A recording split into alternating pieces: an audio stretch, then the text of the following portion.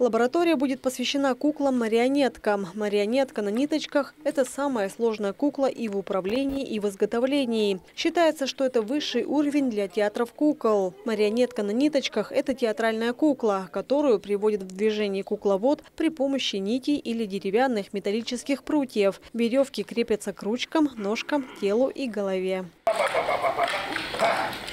Ладно, увидимся. Техника сложная. Участники лаборатории – артисты театра кукол под руководством приглашенного преподавателя Ставицкого Александра Яновича. Они будут осваивать технику управления куклами-марионетками в течение нескольких дней, чтобы в дальнейшем артисты смогли усвоить навыки владения до совершенства. Прыгай и шагай. Раз, два, три.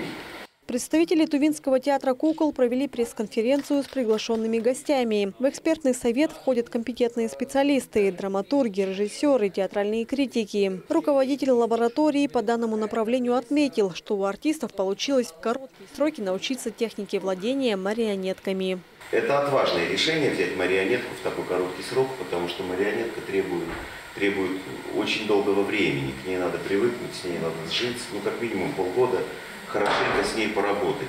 Вот. Но какие-то начальные азы мы успеем взять. И я должен сказать, что за эти дни очень приятно, что я вижу, что кукла слушается ребят. Это о многом говорит, потому что есть особая какая-то чувствительность у кукольников на куклу. Здесь она присутствует.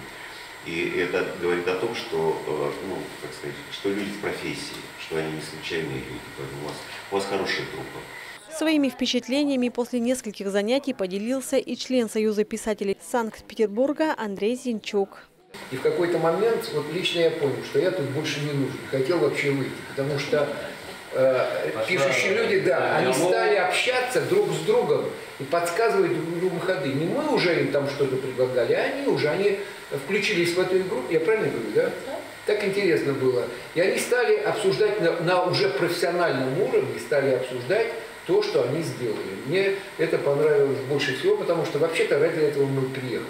Еще одна цель данной лаборатории – это поиск и создание новых драматургических произведений по мотивам тувинского фольклора для детской и подростковой аудитории. Лаборатория по драматургии будет посвящена традиционной народной культуре и воплощению ее в театрах Тувы. Можно сказать, что тувинские артисты получают такой опыт впервые. Можно сказать, все авторы, которые представили в рамках лаборатории свои пьесы, так или иначе затрагивают тувинский фольклор. И мне кажется, это совершенно замечательно, что есть культура, в которой нет разделения между, скажем так, городской культурой, скажем так, и, скажем так, народной, фольклорной, которую мы видим в других регионах.